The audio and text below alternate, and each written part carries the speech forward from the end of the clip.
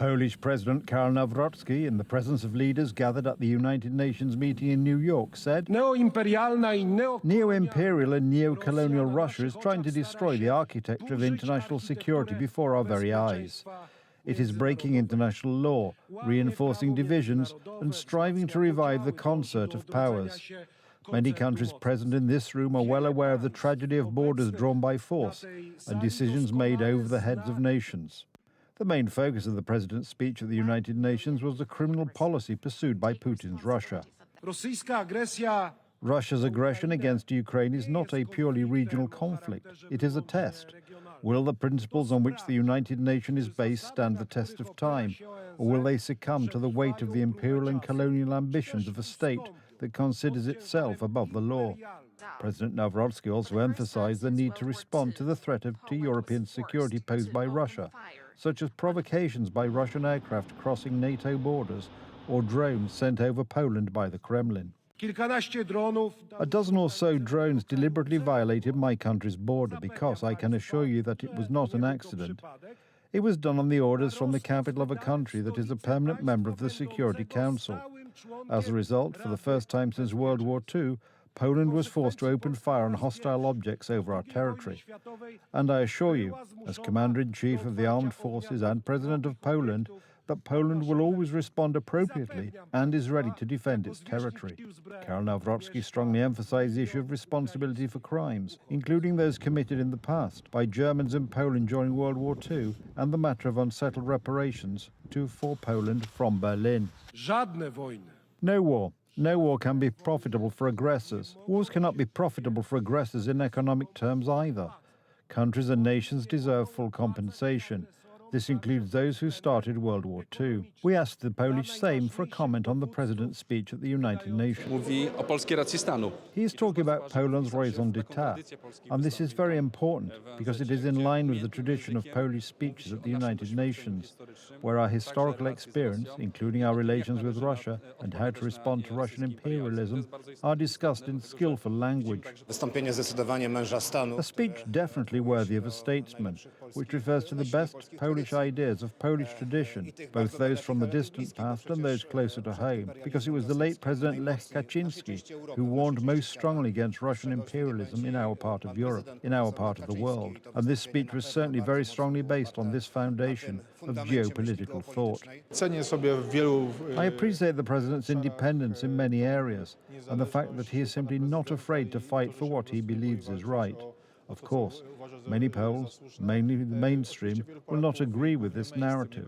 One thing is certain: President Nawrocki's speech is one of the most important speeches of this type in recent times. It was strong, it was decisive, it was pro-Polish and patriotic, and it emphasized that Poland is a strong, proud nation, and that only in alliance with the United States and other strong, free countries are we able to stand up to undemocratic, totalitarian countries. Karol Nawrocki showed that what the most important problem is today. It is, of course, the issue of security. We must take care of security, as happened in Poland and Estonia.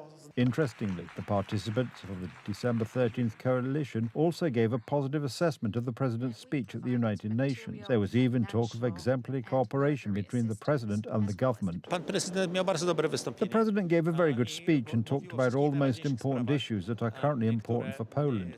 And Deputy Prime Minister Radosław Sikorski gave an equally good speech. These speeches were consistent, presented Poland's raison d'etat. I have no reservations here. It is also pleasing that, together with the Deputy Prime Minister and Minister of Foreign Affairs, they were able to represent Poland with dignity at the UN. Some people were probably hoping to see pictures of them arguing over a chair or something like that. No, there was none of that. He raised important issues in a fairly decisive and unambiguous manner, and, in computer terms, so to say, in a way that was compatible with what Minister Sikorski had said earlier. I think it is good that both President Karol Nawrocki and Deputy Prime Minister Radosław Sikorski are speaking with practically one voice at the UN Assembly, at the International Forum, acting as a team. You can see that there was also good communication between them. It is worth adding that behind the scenes at the United Nations Assembly, the president met the leader of the United States once more. President Donald Trump naturally referred to the situation in Poland and Central Europe. He told me, as he has done consistently since our first meeting and in subsequent telephone conversations, that the United Nations stands with Poland.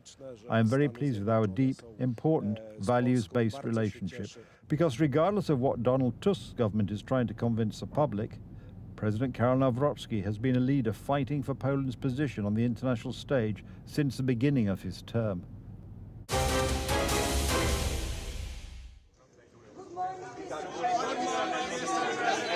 The U.S. president's speech at the UN was the highlight of the 80th session of the General Assembly. Donald Trump focused primarily on security challenges, emphasizing the role that the United States has played and continues to play, while sharply criticizing the UN itself. I ended 7 wars, dealt with the leaders of each and every one of these countries, and never even received a phone call from the United Nations offering to help in finalizing the deal. All I got from the United Nations was an escalator that on the way up stopped right in the middle. If the First Lady wasn't in great shape, she would have fallen, but she's in great shape. We're both in good shape. We both stood. And then a teleprompter that didn't work. Trump referred to the malfunctions he experienced during the assembly, using them as a symbol of the decline of the UN's mandate in international politics. However, that was only the beginning. The key issue was Washington's policy towards Moscow. And here, the American president pointed to Europe's blatant hypocrisy. You're right there, and Europe has to step it up. They can't be doing what they're doing. They're buying oil and gas from Russia while they're fighting Russia. However, the most important events took place behind the scenes of the assembly. It was there that Donald Trump met with Volodymyr Zelensky. Shortly afterwards, the American president published a post on social media that spread around the world like wildfire, in which he stated unequivocally that Ukraine could defeat Russia and regain its lost territories. After getting to know and fully understand the Ukraine-Russia military and economic situation, and after seeing the economic trouble it is causing Russia, I think Ukraine, with the support of the European Union, is in a position to fight and win all of Ukraine back in its original form. The Ukrainian delegation's reaction was immediate. President Zelensky speaks openly about a breakthrough in relations with the Americans. Trump is a game changer by himself, if he will be sure in Ukraine, and I think that he is more close now to this situation, and that's why, and between us, only Trump can. For today, we know some not too much players in the world who can be game changers, but he's the most closer to this. During the General Assembly, most world leaders took the floor, including the president of Poland, whose words resonated strongly in the plenary hall. We are at a turning point in history, at a time when the decisions made today will have consequences for decades to come. We must all be aware of this, and we all take responsibility for it. In addition to Russia and security in Europe, the situation in the Middle East was an equally important topic. Two views clashed here. A group of countries officially announced their recognition of Palestine as an independent state. The president of Turkey called for a halt to the Israeli offensive in Gaza. The genocide in the Gaza Strip has been going on before our eyes for over 700 days. Even as we participate in this meeting, a massacre of civilians is taking place in the Gaza Strip. The number of civilians killed in Gaza has exceeded 65,000. On the other hand, many leaders emphasize that Israel has the rights to destroy Hamas in retaliation for the attacks of October 7th. The American president explicitly stated that recognizing the statehood of Palestine is nothing more than recognizing terrorists as a state entity. Now, as if to encourage continued conflict, some of this body is seeking to unilaterally recognize a Palestinian state. the rewards would be too great for Hamas terrorists for their atrocities. This would be a reward for these horrible atrocities, including October 7th, even while they refuse to release the hostages or accept a ceasefire. On the sidelines of the session, the U.S. president met with representatives of Muslim countries from the Middle East. According to the U.S. administration, the talks give hope for a real ceasefire in the Gaza Strip. Washington now wants Israel to join the talks. The French president has announced that he will personally nominate Donald Trump for the Nobel Peace Prize if he succeeds in ending the war between Israel and Hamas.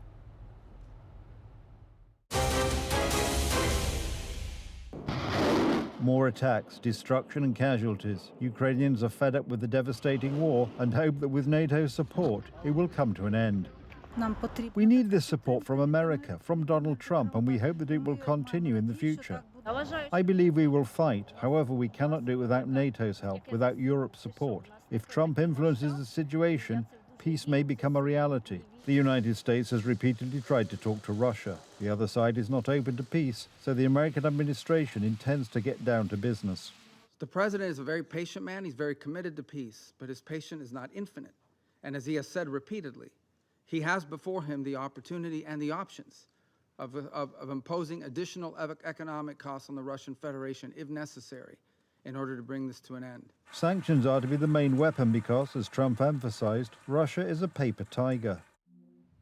Russia has been fighting aimlessly for 3.5 years, a war that should have taken a real military power less than a week to win. This is not distinguishing Russia. In fact, it is very much making them look like a paper tiger.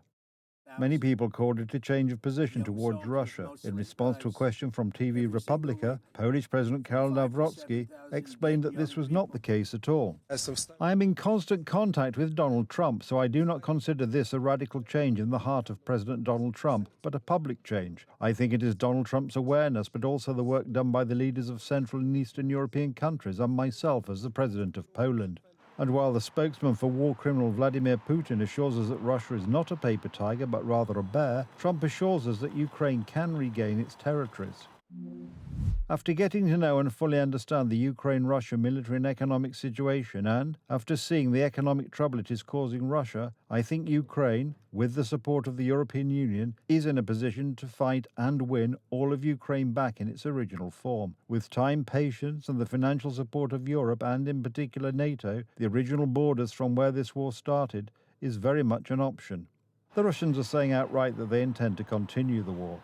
The war is aimed at ensuring our security and our interests. There is no alternative to securing Russia's interests and achieving its goals. It is precisely this attitude that makes Trump want concrete action, not only from the United States. He emphasized Europe's hypocrisy on this issue and demanded decisive action from it. In the event that Russia is not ready to make a deal to end the war, then the United States is fully prepared to impose a very strong round of powerful tariffs, which would stop the bloodshed, I believe, very quickly. But for those tariffs to be effective, European nations, all of you are gathered here right now, would have to join us in adopting the exact same measures.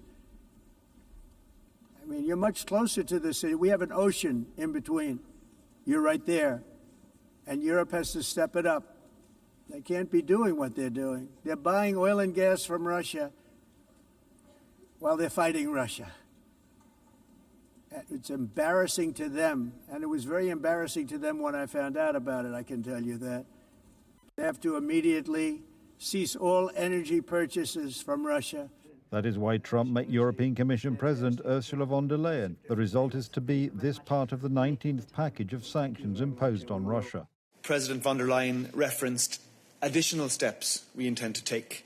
She talked about sanctioning ports where LNG is coming from. This forms part of the 19th package. And she said we want to increase tariffs on oil imports from Russia. We remain in unwavering support for Ukraine. We stand with Ukraine militarily, economically, politically, and diplomatically. We support a just and lasting peace based on international law and UN Charter. Our support to Ukraine is about making peace a reality. Donald Trump and Ukrainian President Volodymyr Zelensky are working to make this happen. And I met with President Trump just now, and we spoke about how to finally bring peace, and we discussed a few good ideas, and I hope they will work. And I'm grateful for this meeting, and we expect America's actions to push Russia toward peace. Moscow fears America and always pays attention to it. Now it must be on its guard because Trump is clearly fed up with the lies and attempts to negotiate peace with Putin.